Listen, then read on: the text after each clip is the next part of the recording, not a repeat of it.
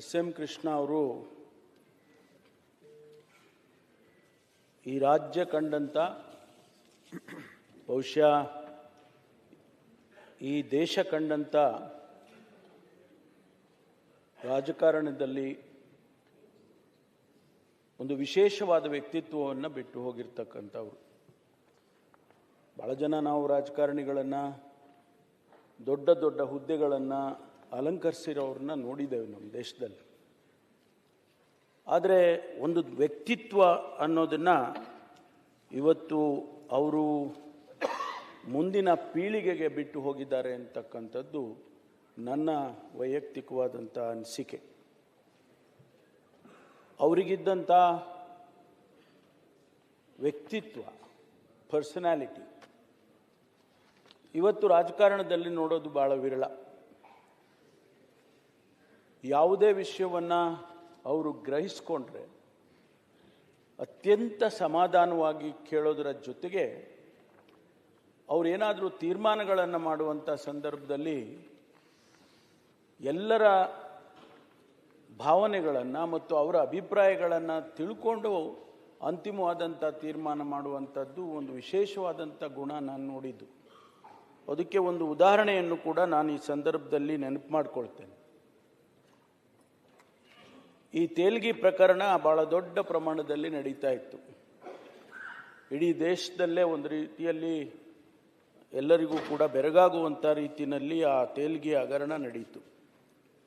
ಆ ಸಂದರ್ಭದಲ್ಲಿ ಭಾಳ ಚರ್ಚೆಗಳು ನಡೀತಾ ಇತ್ತು, ಪತ್ರಿಕೆಗಳಲ್ಲಿ ಬೇರೆ ಬೇರೆ ವ್ಯಾಖ್ಯಾನಗಳು ಬರ್ತಾ ಇತ್ತು. ತನಿಖೆ ಆದೇಶ ಮಾಡಬೇಕು, ವಿಶೇಷ ತನಿಖೆ ಆದೇಶ ಮಾಡಬೇಕು, CBI ಕೊಡಬೇಕು, CID ಕೊಡಬೇಕು, ಈ ರೀತಿ ಎಲ್ಲ ಚರ್ಚೆಗಳು ಆಗ್ತಾ ಇತ್ತು. ಆ ಸಂದರ್ಭದಲ್ಲಿ ನಾನು ಬೆಳಿಗ್ಗೆ 8 ಗಂಟೆಗೆ ಅವ್ರ ಮನೆಗೆ ಹೋದೆ. ಅವರ ಶ್ರೀಮತಿಯವರು ಪ್ರೇಮಕ್ಕ ಅವರು ತಿಂಡಿ ಬಡಿಸ್ತಾ ಇದ್ರು. ಪರಮೇಶ್ವರ್ ಬಂದಿದ್ದಾರೆ ಅಂತ ಕರಿ ಅಂತ ಒಳಗಡೆ ಒಬ್ಬರೇ ಇದ್ದರು, ತಿಂಡಿ ತಿಂತಾಯಿದ್ರು. ಬನ್ನಿರಿ ಪರಮೇಶ್ವರ್, ದೋಸೆ ಚೆನ್ನಾಗಿದೆ ತಿನ್ನಿ ಅಂದರು. ನಾನಾಗಲೇ ತಿಂಡಿ ತಿಂದ್ಬಿಟ್ಟಿದ್ದೀನಿ ಸರ್ ಅಂದೆ. ಇಲ್ಲ, ಇನ್ನೊಂದು ದೋಸೆ ತಿನ್ನಿ, ಪರವಾಗಿಲ್ಲ, ಏನಾಗಲ್ಲ. ಆಮೇಲೆ ಅವರು ಶ್ರೀಮತಿಯವರು ಪ್ರೇಮಕ್ಕ ಅವರು ಕೂಡ ತಿಂಡಿ ತಿನ್ನಿರಿ ಪರಮೇಶ್ವರ್ ಅಂತೇಳಿ ಅವರು ಬಡಿಸಿದ್ರು. ತಿಂಡಿ ತಿನ್ನುವಾಗ ಅವರ ಶ್ರೀಮತಿಯವರು, ಅದೇನ್ರಿ ಬೆಳಗ್ಗೆ ಇದ್ದರೆ ಆ ತೇಲ್ಗಿ ಅಂತ ಬರ್ತಾ ಇದೆ ಪತ್ರಿಕೆಗಳಲ್ಲಿ, ನೀವು ಅದನ್ನು ನೀವು CBIಗೇನೋ ಕೊಡಬೇಕು ಅಂತ ಎಲ್ಲ ಹೇಳ್ತಿದ್ದಾರೆ, ಕೊಟ್ಬಿಡೋದಲ್ವಾ? ಅದಕ್ಕೆ ಅವರಿದ್ದವರೇ, ಹೋಗೆ ನಿನಗೇನು ಗೊತ್ತು. ಅದಾದಮೇಲೆ ತಿಂಡಿ ಎಲ್ಲ ಆಯಿತು. ವಿಧಾನಸೌಧಕ್ಕೆ ಕ್ಯಾಬಿನೆಟ್ ಇತ್ತು 10:30ಗೆ. ಆ ಕ್ಯಾಬಿನೆಟ್ ಇದ್ದಾಗ ನನ್ನನ್ನು ಬನ್ನಿ ಹೋಗೋಣ ಅಂತಂದರು. ಸಾಮಾನ್ಯವಾಗಿ ಅವರು ಮುಂದುಗಡೆ ಕೂತ್ಕೊಳ್ಳೋರು, ಅವತ್ತು ಮಾತ್ರ ಹಿಂದುಗಡೆ ಕೂತ್ಕೊಂಡ್ರು. ನನ್ನನ್ನು ಕರೆದು ಪಕ್ಕದಲ್ಲಿ ಕುಂಡಿಸ್ಕೊಂಡ್ರು. ನಾವು ಹೈಗ್ರೌಂಡ್ಸ್ ಪೊಲೀಸ್ ಸ್ಟೇಷನ್ ದಾಟಿದ್ದು. ಪರಮೇಶ್ವರ್, ಪ್ರೇಮ ಹೇಳಿದ್ಲಲ್ಲ, ಅದ್ರ ಬಗ್ಗೆ ನೀವೇನು ಅಭಿಪ್ರಾಯ ನಿಮ್ಮದು ಅಂದರು. ನಾನಿದ್ದನು, ಹೌದು ಸರ್, ನಾಳೆ ದಿವಸ ಸುಪ್ರೀಂ ಕೋರ್ಟ್ನಿಂದ ಡೈರೆಕ್ಷನ್ ಬಂದರೆ CBI ಕೊಡಿ ಅಂತಂದರೆ ರಾಜ್ಯ ಸರ್ಕಾರಕ್ಕೆ ಒಂದಿಷ್ಟು ಮುಜುಗರ ಆಗ್ತದೆ, ನೀವು ಕೊಟ್ಬಿಡೋದೇ ಒಳ್ಳೇದು ಸರ್, ಅಮ್ಮವ್ರು ಹೇಳಿದ್ದು ಕರೆಕ್ಟು ಅಂತಂದೆ. ಸ್ವಲ್ಪ ಯೋಚನೆ ಮಾಡಿಕೊಂಡು ಅಷ್ಟೊತ್ತಿಗೆ ವಿಧಾನಸೌಧ ಬಂತು. ಇಳಿದಾದ್ಮೇಲೆ ನನ್ನ ಪಕ್ಕಕ್ಕೆ ಕರ್ಕೊಂಡೋಗಿ ಹೆಗಲ ಮೇಲೆ ಕೈ ಹಾಕಿ, ಇದನ್ನು ನೀವು ಕ್ಯಾಬಿನೆಟ್ಟಲ್ಲಿ ಪ್ರಸ್ತಾಪ ಮಾಡಿ ಅಂದರು. ಸಬ್ಜೆಕ್ಟ್ ಏನು ಇರಲಿಲ್ಲ ಅದರದ್ದು. ಆ ಕ್ಯಾಬಿನೆಟ್ಟಲ್ಲಿ ಎಲ್ಲ ಸಬ್ಜೆಕ್ಟ್ಗಳು ಮುಗಿದಾದ್ಮೇಲೆ ನಾನು ಅದನ್ನು ಪ್ರಸ್ತಾಪ ಮಾಡಿದೆ. ಪರಮೇಶ್ವರ್ ಏನೋ ಹೇಳ್ತಾ ಇದ್ದಾನೆ, ನೋಡಿ ಅದನ್ನು ನಾವು ಚರ್ಚೆ ಮಾಡ್ಬೋದಾ ಅಂತ ಹೇಳಿದರು. KH ರಂಗನಾಥ್ ಅವರು ಅತ್ಯಂತ ಹಿರಿಯ ಮಂತ್ರಿಗಳು ಮತ್ತು ರಾಜಕಾರಣಿ. ಹೌದು ಸ್ವಾಮಿ, ಇದನ್ನು ಭಾಳ ಬೇಗ ಇತ್ಯರ್ಥ ಮಾಡಬೇಕು. ಹಾಗಾದರೆ ಎಲ್ಲರೂ ಮಾತಾಡಿ ಇದ್ರ ಬಗ್ಗೆ. ಪ್ರತಿಯೊಬ್ಬ ಕ್ಯಾಬಿನೆಟ್ನಲ್ಲಿರ್ತಕ್ಕಂಥ ಪ್ರತಿಯೊಬ್ಬರನ್ನು ಕೂಡ ಇಂಡಿವಿಜುವಲ್ ಆಗಿ ಅವ್ರು ಕೇಳಿದ್ರು, ನಿಮ್ಮ ಅಭಿಪ್ರಾಯ ಏನು, ನೀವೇನು ಹೇಳ್ತೀರಿ. ಕಡೆಗೆ ಅವರಿಗೆ ರಂಗನಾಥ್ ಅವರು ಮತ್ತು ಗೋರ್ಪಡೆ ಅವರು ಫೈನಲ್ ಆಗಿ ಹೇಳಿಬಿಟ್ರೆ ಅಷ್ಟು ಸಾಕು ಅವ್ರಿಗೆ. ಹಾಗಾಗಿ ಅವರು ಎಲ್ಲರನ್ನೂ ಕೂಡ ವಿಚಾರ ಮಾಡಿ ಅವರ ಅಭಿಪ್ರಾಯ ತಗೊಂಡು ಕಡೆಗೆ ಆಯಿತು ಕೊಡ್ಬೋದು ಅಂತೇಳಿ ತೀರ್ಮಾನ ಮಾಡಿ. ಹಾಗೆ ವಿಶೇಷವಾದ ಕೆಲವು ಗುಣಗಳನ್ನು ಅವರಲ್ಲಿ ನಾನು ಕಂಡಿದ್ದು. ಅವರಿಗೆ ನಾನು ಸ್ವಲ್ಪ ಬೇರೆ ಸಚಿವರಿಗಿನ್ನ ಸ್ವಲ್ಪ ಹತ್ತಿರದಲ್ಲಿದ್ದೆ. ಶಿವಕುಮಾರ್ ಅವರು ನಾನು ಸ್ವಲ್ಪ ಹತ್ತಿರದಲ್ಲಿದ್ವು. ಶಿವಕುಮಾರ್ಗೆ ಬೇರೆ ಕೆಲಸ ಕೊಡೋರು, ನನಗೆ ಬೇರೆ ಕೆಲಸ ಕೊಡೋರು. ಅವರು ಶಿವಕುಮಾರ್ಗೆ ಕೊಡೋ ಕೆಲಸ ನನಗೆ ಕೊಡೋ ಹೇಳಿದರು. ಯಾರಿಗೋ ಒಂದು ಸಾರಿ ಕೇಳಿದಾಗ, ಇಲ್ರಿ ಪರಮೇಶ್ವರ್ಗೆ ಶಿವಕುಮಾರ್ ಕೆಲಸ ಕೊಡೋಕ್ಕಾಗೋದಿಲ್ಲ, ಶಿವಕುಮಾರ್ಗೆ ಪರಮೇಶ್ವರ್ ಕೆಲಸ ಕೊಡೋಕ್ಕಾಗಲ್ಲ ನೋಡಪ್ಪ, ಅದಕ್ಕೆ ಅವ್ರವ್ರಿಗೆ ಕೆಲಸ ಆ ರೀತಿ ಕೊಟ್ಟಿದ್ದೀನಿ ಅಂತ ಹೇಳೋರು. ಒಬ್ಬ ಮನುಷ್ಯನನ್ನು ಅರ್ಥ ಮಾಡ್ಕೊಳ್ತಕ್ಕಂಥದ್ದು ಕೂಡ ಬಹಳ ಮುಖ್ಯ ಅಲ್ವಾ? ಲೀಡರ್ ಆದವರಿಗೆ ಒಬ್ಬ ಮನುಷ್ಯನನ್ನು ಅರ್ಥ ಮಾಡ್ಕೊಳ್ಳೋದು ಬಹಳ ಮುಖ್ಯ. ಬಹುಶಃ ನಾನು ಅನೇಕ ರಹಸ್ಯವಾದ ಕೆಲಸಗಳನ್ನು ನನ್ನ ಹತ್ರ ಮಾಡಿಸಿದ್ದಾರೆ. ವೀರಪ್ಪನ್ ಆ ಕಾಲದಲ್ಲಿ ಅನೇಕ ವಿಚಾರಗಳನ್ನ ಅದೆಲ್ಲ ನಾವು ಪಬ್ಲಿಕಲ್ಲಿ ಯಾವತ್ತೂ ಕೂಡ ಹೇಳುವಂಥದ್ದಲ್ಲ. ಆ ಸಂದರ್ಭದಲ್ಲಿ ಅನೇಕ ವಿಚಾರಗಳನ್ನು ನಾವು ಮಾಡಿದ್ದೇವೆ. ರಾಜ್ಕುಮಾರ್ ಅವ್ರನ್ನ ಹೊರಗಡೆ ಕರ್ಕೊಂಡು ಬರುವಂಥ ಸಂದರ್ಭದಲ್ಲಿ ಅಷ್ಟಿದ್ರೂ ಯಾರಿಗೂ ಅಪ್ಪಿತಪ್ಪಿ ಇನ್ನೊಬ್ಬರಿಗೆ ಎರಡನೇವರಿಗೆ ಆ ವಿಷಯಗಳನ್ನು ಹೇಳ್ತಾ ಇರಲಿಲ್ಲ. ಅಂಥ ಸೀಕ್ರೆಟ್ ಮೇಂಟೈನ್ ಮಾಡ್ತಕ್ಕಂಥವ್ರು. ನನಗೆ ಅವರು ಬಹಳ ಮುಖ್ಯವಾಗಿ ಇವತ್ತು ನಾವು ಅವ್ರನ್ನ ನೋಡ್ತಕ್ಕಂಥದ್ದೇನೆಂದರೆ, ಯಾವುದೇ ವಿಚಾರವನ್ನು ಅತ್ಯಂತ ಸಮಾಧಾನವಾಗಿ ತಗೊಳ್ಳೋ ಅಂಥದ್ದು. ಒಬ್ಬರ ಮೇಲೆ ಕೋಪ ಮಾಡ್ಕೊಂಡಿದ್ದು ನಾನು ನೋಡಲೇ ಇಲ್ಲ. ಅವರು ಯಾರನ್ನಾದರೂ ಗದರಿಸಿ ಮಾತನಾಡೋದು ಅಥವಾ ಕೋಪದಿಂದ ಮಾತಾಡೋದು ನಾನು ನೋಡಲೇ ಇಲ್ಲ. ಅವರು ಅಷ್ಟು ಸಂಯಮದಿಂದ ಅವ್ರು ನಡ್ಕೊಳ್ಳೋರು. ಮತ್ತು ಏನಾದರೂ ಅವರಿಗೆ ಬೇರೆ ರೀತಿ ಅನಿಸಿದರೆ ಕೂಡ ಅದನ್ನು ಎಕ್ಸ್ಪ್ರೆಸ್ ಮಾಡ್ತಿರ್ಲಿಲ್ಲ. ಅವರನ್ನು ಅವರ ಮುಖಕ್ಕೆ ಹೇಳೋ ಅಂಥದ್ದಾಗಲಿ ಅಥವಾ ಕೋಪ ಮಾಡ್ಕೊಂಡು ಹೇಳೋ ಅಂಥದ್ದಾಗಲಿ ಅದನ್ನು ಯಾವತ್ತೂ ಕೂಡ ನಾವು ಅವರಲ್ಲಿ ಕಾಣಲಿಲ್ಲ. ಎಲ್ಲರನ್ನೂ ಭಾಳ ಪ್ರೀತಿಯಿಂದ ಕಾಣೋರು. Probably one of the greatest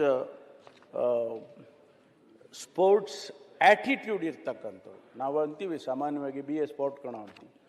ಅದನ್ನು ಎಂಥದನ್ನು ಕೂಡ ಅಷ್ಟು ಇದಾಗಿ ತಗೊಳ್ಳೋರು. ಅದಕ್ಕಾಗಿ ಅವರಿಗೆ ವೀರಪ್ಪನ್ ಇದರ ಸಂದರ್ಭದಲ್ಲಿ, ಕಾವೇರಿ ಗಲಾಟೆ ಆದಂಥ ಸಂದರ್ಭದಲ್ಲಿ, ಬರಗಾಲ ಬಂದಂಥ ಸಂದರ್ಭದಲ್ಲಿ ಅವೆಲ್ಲ ಭಾಳ ಶಾಂತಿಯಿಂದ ಅವುಗಳನ್ನೆಲ್ಲ ಸಾಲ್ವ್ ಮಾಡ್ತಕ್ಕಂಥದ್ದನ್ನು ಮಾಡಿದರು ಅನ್ನುವಂಥದ್ದು. ಹಾಗಾಗಿ ಅವರು ಕೇಂದ್ರದಲ್ಲಿ finance minister for state minister for finance, ಆಮೇಲೆ ಇಂಡಸ್ಟ್ರಿ, ರಾಜ್ಯದಲ್ಲಿ ಇಂಡಸ್ಟ್ರಿ, ನಂತರ ಅವರು ಉಪಮುಖ್ಯಮಂತ್ರಿಯಾಗಿ ಇರಿಗೇಷನ್ನು, ಪವರು, ಇರಿಗೇಷನ್ನು ಇದೆಲ್ಲ ಮಾಡಿದ್ದು. ಭಾಳ ಅಪಾರವಾದ ಅನುಭವ ನನಗೆ.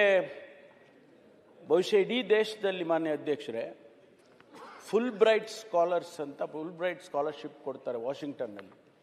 ವಾಷಿಂಗ್ಟನ್ ಯೂನಿವರ್ಸಿಟಿಯಲ್ಲಿ ಇಡೀ ನಮ್ಮ ರಾಜಕಾರಣದ ಯಾವುದೇ ಸಂದರ್ಭದಲ್ಲಿ ಕೂಡ ಯಾವುದೇ ವ್ಯಕ್ತಿ ಫುಲ್ ಬ್ರೈಟ್ ಸ್ಕಾಲರ್ ಆಗಿದ್ದನ್ನು ನಾನು ಕೇಳಿಲ್ಲ ಮತ್ತು ಎಲ್ಲೂ ಕೂಡ ಓದಲಿಲ್ಲ.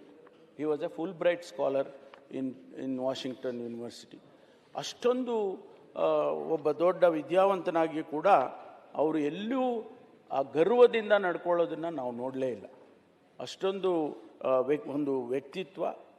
ನಮಗೆ ಅವ್ರನ್ನ ನೋಡೋದು ಇತ್ತೀಚೆಗೆ ಯುವಕರಿಗೆ ಭಾಳ ನಮಗೆಲ್ಲರನ್ನೂ ಸೇರಿಸ್ಕೊಂಡು ಸಾರ್ವಜನಿಕ ಬದುಕಿನಲ್ಲಿ ಇತ್ತೀಚೆಗೆ ನಾವು ಭಾಳ ಕಲುಷಿತ ವಾತಾವರಣ ಅಂತ ಹೇಳ್ತಾರೆ ಜನರಲ್ಲಾಗಿ. Politics is dirty, it has become dirty. ಯಾರು ಬೇಕಾದರೂ ಯಾರ ಮೇಲೆ ಬೇಕಾದರೂ ಯಾರು ಬೇಕಾದರೂ ಏನು ಬೇಕಾದ್ರೂ ಮಾತಾಡ್ಬೋದು. ಅವರ ಪರ್ಸನಲ್ ವಿಚಾರಗಳನ್ನು ಕೂಡ ಮಾತಾಡ್ಬೋದು. ಕೆಟ್ಟ ಭಾಷೆ ಕೂಡ ಉಪಯೋಗ ಮಾಡ್ಬೋದು. ಅಷ್ಟರ ಮಟ್ಟಿಗೆ ಪಾಲಿಟಿಕ್ಸ್ ಇವತ್ತು ಬದಲಾಗ್ಬಿಟ್ಟಿದೆ. ಆದರೆ SM ಕೃಷ್ಣ ಅವರ ಬಾಯಿನಲ್ಲಿ ಒಂದು ದಿವಸ ಯಾರನ್ನಾದರೂ ಅವರ ಎನಿಮಿ ಶತ್ರುವನ್ನು ಕೂಡ ಅವರು ಯಾವತ್ತೂ ಕೂಡ ಒಂದು ಬೇರೆ ಶಬ್ದ ಉಪಯೋಗಿಸುವಂಥದ್ದನ್ನು ನಾವು ನೋಡಲೇ ಇಲ್ಲ. ಖಾಸಗಿಯಾಗಿ ನೋಡಲಿಲ್ಲ.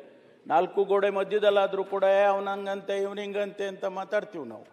ಆದರೆ ಅವರು ಖಾಸಗಿಯಾಗಿ ನಾಲ್ಕು ಗೋಡೆ ಮಧ್ಯದಲ್ಲೂ ಕೂಡ ಯಾವತ್ತೂ ಯಾರನ್ನು ಕೂಡ ಮಾತಾಡಿದವರು ಅಲ್ಲ ಅನ್ನೋದನ್ನು ನಾನು ಗಮನಿಸಿದ್ದೇನೆ. ಆಮೇಲೆ ಅವರು ಅಶೋಕ್ ಅವರು ಹೇಳಿದಾಗೆ ಮಾನ್ಯ ವಿರೋಧ ಪಕ್ಷದ ನಾಯಕರು ಡ್ರೆಸ್ ಸೆನ್ಸು ಏನು ಅಧ್ಯಕ್ಷರೇ ಅವರು ಡ್ರೆಸ್ ಮಾಡ್ತಾ ಇದ್ದಿದ್ದು ಕರೆಕ್ಟಾಗಿ ಅವರ ಒಕೇಶನ್ನಿಗೆ ಆ ಡ್ರೆಸ್ಸನ್ನು ಮಾಡ್ಕೊಂಡು ಬರೋರು.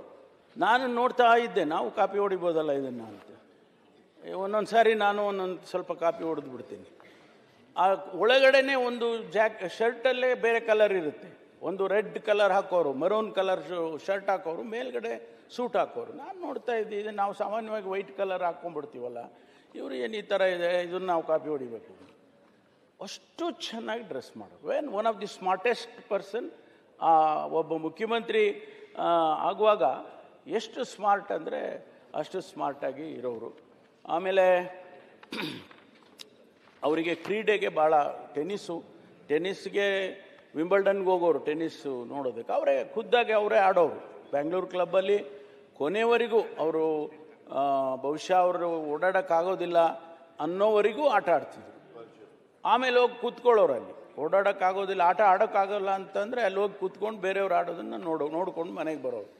ಅಷ್ಟು ಕ್ರೀಡೆಗೆ ಪ್ರೋತ್ಸಾಹ ಕೊಡೋರು. ನೀವು ಹೇಳಿದಾಗೆ ಮ್ಯೂಸಿಕ್ಕಿಗೆ, ಸಂಗೀತಕ್ಕೆ ಭಾಳ ಇಷ್ಟಪಡ್ತಕ್ಕಂಥ ವ್ಯಕ್ತಿತ್ವ. ಅವರು ಇವತ್ತು ನಮ್ಮನ್ನು ಅಗಲಿ ಹೋಗಿದ್ದಾರೆ. ಬಹಳ ಸಾಕ್ಷಿಗುಡ್ಡೆಗಳನ್ನು ಬಿಟ್ಟು ಹೋಗಿದ್ದಾರೆ. ಇವತ್ತೇನಾದರೂ ಬೆಂಗಳೂರು ಅಂತಾರಾಷ್ಟ್ರೀಯ ಮಟ್ಟದಲ್ಲಿ ನಿಮಗೆ ಇಂಡಿಯಾ ಅಂದರೆ ಫಾರಿನ್ ಕಂಟ್ರೀಸಲ್ಲಿ ನಾವೆಲ್ಲ ಹೋದಾಗ ಸಾಮಾನ್ಯವಾಗಿ ಮಾತಾಡುವಾಗ ವೇರ್ ಆರ್ ಯು ಫ್ರಮ್ ಅಂದರೆ ಐ ಆಮ್ ಫ್ರಮ್ ಇಂಡಿಯಾ ಅಂದರೆ ಸ್ವಲ್ಪ ನೋಡ್ತಾರೆ. ಐ ಆಮ್ ಫ್ರಮ್ ಬ್ಯಾಂಗ್ಳೂರ್ ಅಂದರೆ ಅವಾಗ ಕಿವಿ ನೆಟ್ಗಾಗ್ತವೆ.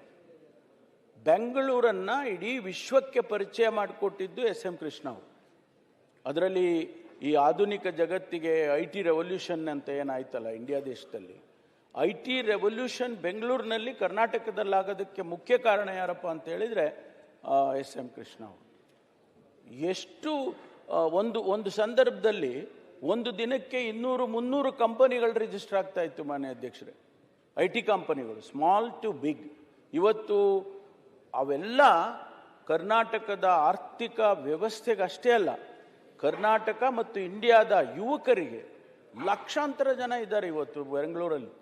ಬೇರೆ ಬೇರೆ ರಾಜ್ಯದಿಂದ ಎಲ್ಲ ಬೆಂಗಳೂರಿಗೆ ಬರ್ತಾರೆ, ವಾಪಸ್ ಹೋಗೋದೇ ಇಲ್ಲ. ಅವರು ಇಲ್ಲೇ ಇದ್ಬಿಡ್ತಾರೆ, ಇಲ್ಲೇ ಬರ್ತಾರೆ. ಈ ವಾತಾವರಣ, ಈ ಜನರ, ಈ ನಮ್ಮ ಕನ್ನಡಿಗರು ನಾವು ಹೆಂಗಪ್ಪ ಅಂದರೆ ಹೌದಪ್ಪ ಸ್ವಾಮಿಗಳು ಅನ್ನಂಗೆ ನಾವೆಲ್ಲರನ್ನೂ ಭಾಳ ಪ್ರೀತಿಯಿಂದ ವಿಶ್ವಾಸದಿಂದ ಕನ್ನಡಿಗರು ಕಾಣ್ತಾರೆ. ಹಾಗಾಗಿ ಬೆಂಗಳೂರಿಗೆ ಬಂದವರು ವಾಪಸ್ ಹೋಗೋದಿಲ್ಲ. ಅದಕ್ಕೆಲ್ಲ ಆ ಉದ್ಯೋಗವನ್ನು ಸೃಷ್ಟಿ ಮಾಡ್ತಕ್ಕಂಥ ಕೆಲಸ ಎಸ್.ಎಂ. ಕೃಷ್ಣ ಅವರು ಮಾಡಿದರು. ಮತ್ತು ಆರ್ಥಿಕ ವ್ಯವಸ್ಥೆಗೆ ಇವತ್ತು ನಾವು ಸೆಕೆಂಡ್ ಹೈಯೆಸ್ಟ್ GST ಕಟ್ತಾ ಇದ್ದೀವಿ. ಇಂಡಿಯಾ ದೇಶದಲ್ಲಿ ಮಹಾರಾಷ್ಟ್ರ ಬಿಟ್ಟರೆ ಕರ್ನಾಟಕ ಸೆಕೆಂಡ್ ಹೈಯೆಸ್ಟ್ GSTಯನ್ನು ಕಟ್ತಾ ಇದ್ದೀವಿ. ಆ ಆರ್ಥಿಕತೆ ಆಗಬೇಕಲ್ಲ, ಏನಾದರೂ ಬೇಸಿಸ್ ಬೇಕಲ್ಲ ನಮಗೆ. ಆ ಬೇಸಿಸ್ ಆಗಿದ್ದು ಈ IT ರೆವಲ್ಯೂಷನ್ ಆದ್ದರಿಂದ ಅದಕ್ಕೆ ಸಬ್ಸಿಡರಿ ಇಂಡಸ್ಟ್ರಿಗಳು ಬೇಕಾದಷ್ಟು ಇವತ್ತು ಬೆಳೆದಿದ್ದಾವೆ. ಈಗ ಹೊಸದಾಗಿ ನಮ್ಮ ಮುಖ್ಯಮಂತ್ರಿಗಳ ಅಧ್ಯಕ್ಷತೆಯಲ್ಲಿ ಏರೋಸ್ಪೇಸ್ ಟೆಕ್ನಾಲಜಿ ಬಂದಿದೆ. It is totally new in India. ಹೊಸದಾಗಿ ಇವತ್ತು ಆ ಏರೋಸ್ಪೇಸ್ ಟೆಕ್ನಾಲಜಿ ಪ್ರಾರಂಭ ಆಗ್ತಾ ಇದೆ. ಅದಕ್ಕಾಗಿ ಒಂದು SEZ ಅನ್ನು ಕೂಡ ಈಗಾಗಲೇ ಮಾಡಿದ್ದಾರೆ. ಅದು ಮುಂದಿನ ದಿನದಲ್ಲಿ ಲಕ್ಷಾಂತರ ಜನರಿಗೆ ಉದ್ಯೋಗವನ್ನು ಸೃಷ್ಟಿ ಮಾಡಿಕೊಡುತ್ತೆ ಅನ್ನೋದು.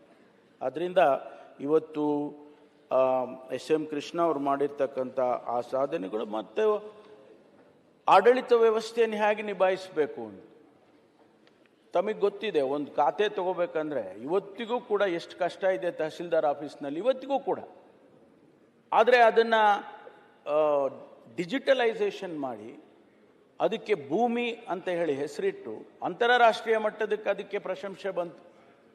ಅದಕ್ಕೆ ಪ್ರೈಸ್ ಕೊಟ್ಟರು, ಇಂಟರ್ನ್ಯಾಷನಲ್ ಪ್ರೈಸ್ ಕೊಟ್ಟರು, ಸಿಕ್ತು ಅದಕ್ಕೆ ಆ ಭೂಮಿ ಪ್ರೋಗ್ರಾಮಿಗೆ. ಅದು ಇವತ್ತು ಒಂದು ಹೊಸ ಬದಲಾವಣೆಯನ್ನೇ ಕಂದಾಯ ಇಲಾಖೆಯಲ್ಲಿ ತಂದುಬಿಟ್ಟಿದೆ. ಹಾಗಾಗಿ ಅದು ಕೂಡ ಒಂದು ಹೊಸ ಪ್ರಯೋಗ ಅವ್ರು ಮಾಡಿದ್ದಂಥದ್ದು. ಮತ್ತು ಬೇರೆ ಬೇರೆ ಇಲಾಖೆಗಳಲ್ಲಿ ಮಾಡ್ತಕ್ಕಂಥ ಕೆಲಸಗಳೇನಿತ್ತು ಅದು ಭಾಳ ಜನ ಅವ್ರನ್ನ ಟೀಕೆ ಮಾಡೋರು. ಏನು ಬರೀ ಇವರು ಬೆಂಗಳೂರಿಗೆ ಅಷ್ಟೇ ರೀ, ಇವರು ಅರ್ಬನ್ ಮಿನಿಸ್ಟ್ರು, ಚೀಫ್ ಮಿನಿಸ್ಟ್ರು, ರೂರಲ್ಲಿಗೇನು ಮಾಡಲಿಲ್ಲ, ರೈತರಿಗೇನು ಮಾಡಲಿಲ್ಲ. ಮಕ್ಕಳಿಗೆ ಬಿಸಿ ಊಟದ ಕಾರ್ಯಕ್ರಮ ತಂದ್ರಲ್ಲ, ಅದು ವಿಶ್ವನಾಥ್ ಅವರು ಪ್ರೈಮರಿ ಸೆಕೆಂಡ್ರಿ ಎಜುಕೇಷನ್ ಮಿನಿಸ್ಟ್ರಿ ಇದ್ದರು, ನಾನು ಹೈಯರ್ ಎಜುಕೇಷನ್ ಮಿನಿಸ್ಟ್ರಿ ಇದೆ. ಅವ್ರಿಗೆ ಹೇಳಿದರು, ನೋಡ್ರಿ ವಿಶ್ವನಾಥ್, ಈ ಪ್ರೋಗ್ರಾಮನ್ನು ನಾವು 7 ಜಿಲ್ಲೆಯಲ್ಲಿ ಮಾತ್ರ ಪ್ರಾರಂಭ ಮಾಡೋಣ. ಉತ್ತರ ಕರ್ನಾಟಕದ 7 ಜಿಲ್ಲೆಯಲ್ಲಿ ಪ್ರಾರಂಭ ಮಾಡಿದ್ರು. ಅದು ಇವತ್ತು ಇಡೀ ದೇಶದಲ್ಲಿ ಒಂದು ನ್ಯಾಷನಲ್ ಪಾಲಿಸಿಯಾಗಿ ಮಧ್ಯಾಹ್ನದ ಬಿಸಿ ಊಟ ಇವತ್ತು ಎಲ್ಲ ಮಕ್ಕಳಿಗೂ ಸಿಗುವಂತಾಗಿದೆ. ಅದರಿಂದ ಇವೆಲ್ಲ ನಾವು ನೆನಪಿಸ್ಕೊಳ್ಳುವಾಗ ಯಾರು, ಯಾವ ವ್ಯಕ್ತಿ ಇದಕ್ಕೆ ಕಾರಣೀಭೂತರು ಅನ್ನೋದನ್ನು ಕೂಡ ನಾವು ನೆನೆಸ್ಕೋಬೇಕಾಗ್ತದೆ. ಇವೆಲ್ಲ ಸಾಕ್ಷಿಗುಡ್ಡೆಗಳು. ನನಗಿನ್ನೂ ಚೆನ್ನಾಗಿ ಜ್ಞಾಪಕ ಇದೆ, ವಾಜಪೇಯಿ ಅವರು ಇದು ಫೌಂಡೇಶನ್ ಹಾಕೋದಕ್ಕೆ ಬಂದರು, ಇಂಟರ್ನ್ಯಾಷನಲ್ ಏರ್ಪೋರ್ಟ್ ಫೌಂಡೇಶನ್ ಆಗೋದಕ್ಕೆ ಬಂದರು. ನಾವೆಲ್ಲ ಇದ್ವಿ ಜೊತೆಯಲ್ಲಿ. ಅವತ್ತು ವರ್ಚುವಲ್ ಆಗಿ, ಅಂದರೆ ಏರ್ಪೋರ್ಟಿಗೆ ಅಲ್ಲಿ ಜಾಗಕ್ಕೆ ಹೋಗಲಿಲ್ಲ ವಾಜಪೇಯಿ ಅವರು, ಇಲ್ಲೇ ವಿಧಾನಸೌಧದಲ್ಲಿ ಬ್ಯಾಂಕ್ವೆಟ್ ಹಾಲ್ನಲ್ಲೇ ಆ ವರ್ಚುವಲ್ ಆಗಿ ಆ ತೆಂಗಿನಕಾಯಿಯನ್ನು ಹೊಡೆದು ಮೊದಲನೇ ಬಾರಿ ಎಲ್ಲರಿಗೂ ಏನಪ್ಪ ಇದು ಸ್ಕ್ರೀನ್ ಮೇಲೆ ತೆಂಗಿನಕಾಯಿ ಹೊಡಿತಾ ಇದ್ದಾರೆ ಅನ್ನೋ ಥರ. ಆ ರೀತಿ ಒಂದು ಹೊಸ ಆವಿಷ್ಕಾರಗಳನ್ನು ಕೂಡ ತರ್ತಕ್ಕಂಥದ್ದು. ಇವತ್ತು international airport, Bangalore international airport is one of the best international airport in the world, not in the country, in the world. ಈಗ ನಮ್ಮ ಟರ್ಮಿನಲ್ 2 ಇದೆಯಲ್ಲ, ನೀವೆಲ್ಲೂ ನೋಡೋಕ್ಕಾಗೋದಿಲ್ಲ ಅಂತ ಟರ್ಮಿನಲ್, ಅಷ್ಟು ಬ್ಯೂಟಿಫುಲ್ ಆಗಿ ಮಾಡಿದ್ದಾರೆ. ಇದಕ್ಕೆಲ್ಲ ಕಾರಣ ಯಾರಾದರೂ ಇರಬೇಕಲ್ಲ. ಇದಕ್ಕೆಲ್ಲ ಕಾರಣ SM ಕೃಷ್ಣ ಅವರು ಅಂತೇಳಿ ನಾನು ಈ ಸಂದರ್ಭದಲ್ಲಿ ನೆನೆಸ್ಕೊಳ್ತೇನೆ. ಬಹಳ ಅವರು ಕೊನೆಯಲ್ಲಿ ಆರೋಗ್ಯದಿಂದ 3-4 ತಿಂಗಳು ಭಾಳ ಸಫರ್ ಪಟ್ಟರು. ನಾವು ಯಾರೂ ಕೂಡ ಹೋಗಬೇಕು ಅಂತೇಳಿದರೆ ಅಲ್ಲಿ ಇನ್ಫೆಕ್ಷನ್ ಆಗುತ್ತೆ ಅಂತೇಳಿ ನಾವು ಹೆಚ್ಚು ಯಾರೂ ನೋಡೋಕ್ಕಾಗಲಿಲ್ಲ ಅವ್ರನ್ನ. ಆದರೆ ಭಾಳ ದುಃಖದಿಂದ ಇವತ್ತು ನಾವು ಅವರನ್ನು ಸ್ಮರಿಸ್ಕೊಳ್ತೇನೆ. ಅವರು ಕಾಂಗ್ರೆಸ್ ಪಕ್ಷಕ್ಕೆ ಒಂದು ರೀತಿಯಲ್ಲಿ ಅಸೆಟ್ ಆಗಿದ್ರು. ಅವರು ಅಧ್ಯಕ್ಷನಾಗಿದ್ದಾಗ 12 ಜನ ಉಪಾಧ್ಯಕ್ಷರನ್ನು ಮಾಡಿದರು. ಆ 12 ಜನದಲ್ಲಿ ನಾನು ಕೂಡ ಒಬ್ಬ ಉಪಾಧ್ಯಕ್ಷನಾಗಿ ಅವರ ಜೊತೆಯಲ್ಲಿ ಕೆಲಸ ಮಾಡುವಂಥ ಸೌಭಾಗ್ಯ ನನಗಿತ್ತು. ಅವರು ಏನು ಮಾಡಿದರು ಅಂದರೆ, women wing and youth wing ಇದು ಎರಡನ್ನು ನನಗೆ ಕೊಟ್ಟಿದ್ರು. ನಾನೊಂದಿನ ಹೋಗಿ ಕೇಳಿದೆ, ಯಾಕೆ ಸರ್ ಹೋಗಿ ನನಗೆ ವುಮೆನ್ ವಿಂಗ್ ಕೊಟ್ಟಿದ್ದೀರಲ್ಲ ಅಂತ. I know you can handle them. ಅಂದರೆ ಜೋಕ್ ಕೂಡ ಹೇಗೆ ಮಾಡೋರು ಅಂದರೆ ಒಂದು ಸಟಲ್ ಜೋಕ್ ಅವ್ರದ್ದು. ಆ ರೀತಿ ಉತ್ತೇಜನ ಕೊಡ್ತಕ್ಕಂಥದ್ದನ್ನು ಕೂಡ ಅವರು ಮಾಡ್ತಕ್ಕಂಥದ್ದನ್ನು ನಾನು ಪಕ್ಷದಲ್ಲಿ ಅವರ ಜೊತೆಯಲ್ಲಿ ಕೆಲಸ ಮಾಡಿದನು. ಅದಕ್ಕಾಗಿ ಬಹಳ ದುಃಖದಿಂದ ಇವತ್ತು ನಾನು ಅವರಿಗೆ ಸಂತಾಪವನ್ನು ಸೂಚನೆ ಮಾಡ್ತಾ, ತಾವು ತಂದಿರತಕ್ಕಂಥ ಈ ಸಂತಾಪ ಸೂಚನೆಗೆ ಬೆಂಬಲ ಕೊಟ್ಟು ಅವರ ಆತ್ಮಕ್ಕೆ ಶಾಂತಿ ಸಿಗಲಿ, ಅವರನ್ನು ಮುಂದಿನ ಪೀಳಿಗೆ ವಿಶೇಷವಾಗಿ ಸಾರ್ವಜನಿಕ ಬದುಕಿನಲ್ಲಿ ಅವರನ್ನು ಅನುಕರಣೆ ಮಾಡುವಂತಾಗಲಿ, ಜೊತೆಗೆ ಅವರ ನಷ್ಟವನ್ನು ಅವರ ಕುಟುಂಬ ವರ್ಗದವರಿಗೆ ಭರಿಸ್ತಕ್ಕಂಥ ಶಕ್ತಿಯನ್ನು ಭಗವಂತ ಕೊಡಲಿ ಹಾಗೆ ಅಂತೇಳಿ ಹೇಳ್ತಾ ಧನ್ಯವಾದಗಳನ್ನು ಅರ್ಪಿಸಿ ನನ್ನ ಮಾತು ಮುಗಿಸ್ತೇನೆ. HK ಪಾಟೀಲ್ರು.